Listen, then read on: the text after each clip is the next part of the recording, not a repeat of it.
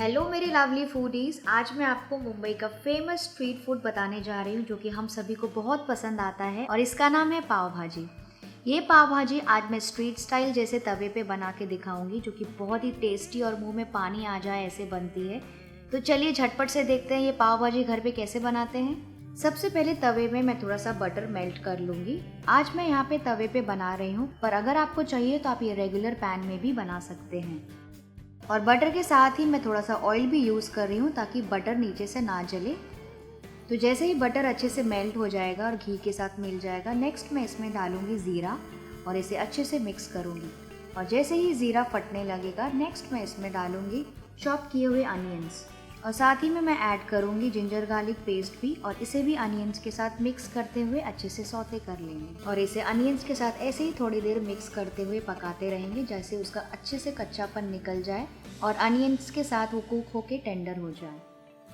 अब इसके बाद हम सारी वेजिटेबल्स ऐड करेंगे जो भी हम यूज़ कर रहे हैं। तो मैं आज यहाँ पे यूज़ कर रही हूँ थोड़ी सी कैप्सिकम, थोड़ी सी कैरेट्स, और इसे भी अच्छे से मिक्स करके कुक करेंगे जब तक ये स्लाइटली टेंडर ना हो जाए, यानी कि अच्छे से सॉफ्ट ना हो जाए।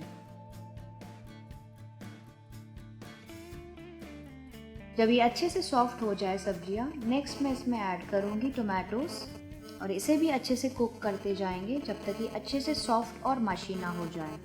तो इसे ऐसे ही कुक करते रहिए जब तक ये स्लाइटली सॉफ्ट ना हो जाए। नेक्स्ट मैं इसमें डालूंगी थोड़ा सा नमक, फिर इसमें जाएगा थोड़ा सा रेड चिली पाउडर, और ये रेडीमेड पाव भाजी मसाला मैं यूज़ कर रही हूँ।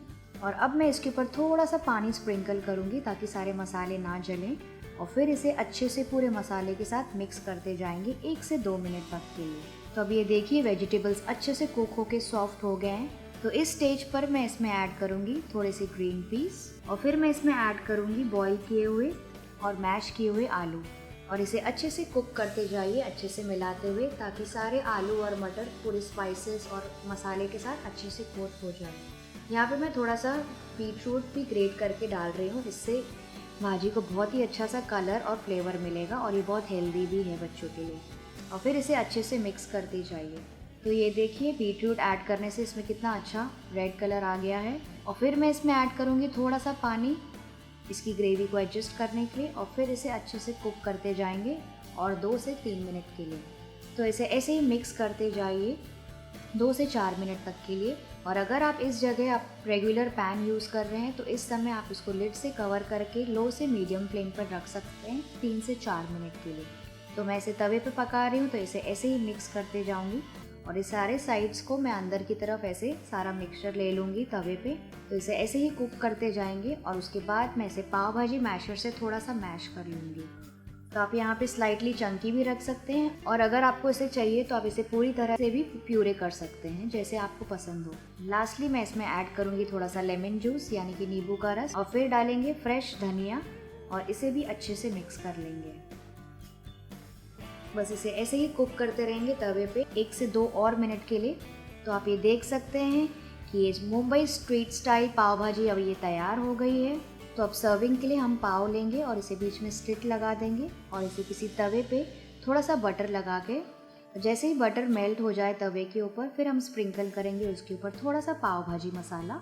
इसे अच्छे से मिक्स करेंगे बटर के साथ और फिर उसके ऊपर हम अपने पाव सेकेंगे। इसे हल्का सा प्रेस करते हुए पकाएंगे दोनों तरफ ताकि ये स्लाइटली गोल्डन ब्राउन ना हो जाए, पर इसे बहुत ज़्यादा हार्ड नहीं करना है।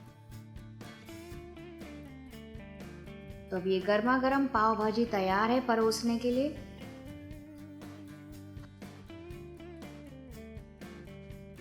आप इसे परोस सकते हैं थोड़े से ऊपर से फ्रेश कोरिएंडर के साथ, थोड़े से अनियंस के साथ साइड में, सम लेमन जूस के साथ। तो अगर आपको पाव भाजी बनाने की ये विधि टेस्टी, इजी और बहुत टेम्पटिंग लगी तो आप इस वीडियो को लाइक कीजिए, शेयर कीजिए और मेरे चैनल को भी सब्सक्राइब कीजिए। Happy cooking.